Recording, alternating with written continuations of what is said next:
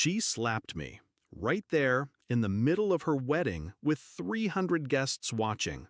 Her perfectly manicured hand cut across my cheek, sharp enough to sting, but soft compared to the humiliation that followed. A glass of red wine spilled over my dress, dripping down like blood on white silk. Gasps filled the air, and my husband, my own husband, rushed to her side, not mine. That was the moment I stopped being her victim. I met Anna, my sister-in-law, 5 years ago. She was dazzling then, smiles too wide, compliments laced with poison. She made me feel like an intruder in her brother's life, no matter how much I tried to belong. But I ignored it. For him. For the man I thought would always stand beside me. He never did. Every family dinner was a test I had to endure. Anna criticizing my job, mocking my clothes, sliding little digs about women who marry above their league. And he always laughed it off, told me to let it go. But he never defended me, not once. And still, I stayed. The betrayal didn't come all at once. It came in pieces. A phone left unlocked. A message that wasn't mine. My husband's late-night whispers that stopped when I entered the room. A familiar scent on his shirt. Her perfume. My sister-in-law's perfume. At first, I thought it was my paranoia, the product of years of her bullying. But suspicion turned into certainty the day I found his wallet on the kitchen counter. Inside, a folded receipt for jewelry. A bracelet engraved A+D forever. Anna and Daniel. I didn't cry, I didn't scream. I smiled. Because for the first time in years, I knew exactly what I was dealing with, and exactly what I would do.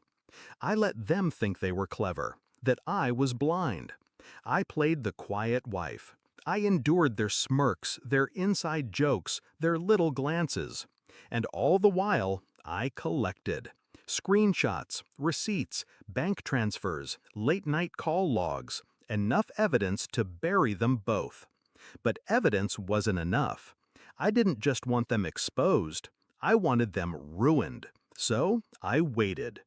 When Anna announced her wedding to her fiancé, sweet, oblivious Mark, I knew the stage was set. She didn't just want a wedding, she wanted a spectacle. The dress, the flowers, the expensive venue. She wanted to be adored. And that's what made it the perfect place to destroy her. I reached out to Mark 2 weeks before the wedding. My hands didn't shake when I told him the truth. He didn't believe me at first, of course, but then I showed him the proof. All of it.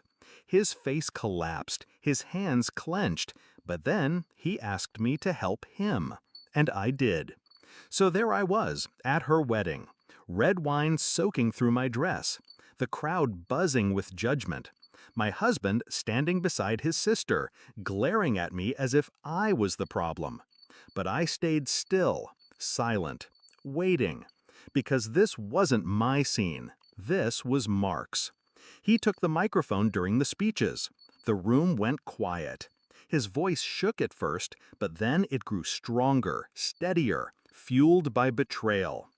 "I want to thank everyone for coming," he began. "But before we celebrate, there's something you should all know. Something about the bride." Anna froze. The color drained from her face. Mark turned the microphone toward the crowd. "While we've been planning this wedding, my fiancé has been busy sleeping with her brother-in-law, my best man's wife's husband." Silence. Heavy. Crushing. Then gasps louder than before. Every guest turned. My husband's jaw clenched. Anna trembled, her lips parting, desperate for a denial that wouldn't come. Mark pulled out the photos, the screenshots, the receipts. He didn't raise his voice. He didn't need to. The evidence spoke louder than rage ever could. Anna's perfect wedding shattered like glass underfoot. I stood there, red wine dripping from my dress, and I smiled.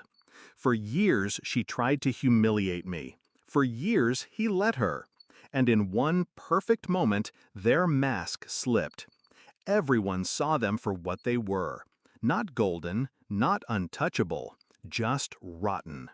The crowd whispered, chairs scraped back, people left, the music stopped, and Anna, once so composed, so powerful, crumbled before us all.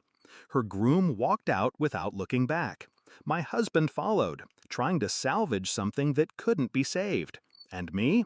I stayed. I sat down, poured myself another glass of wine, and let the whispers wash over me. They weren't laughing at me anymore. They were laughing at her. Do I regret it? No.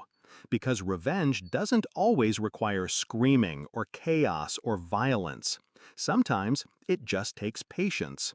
Sometimes the sweetest revenge is silence, standing there, calm, while the people who tried to break you destroy themselves instead.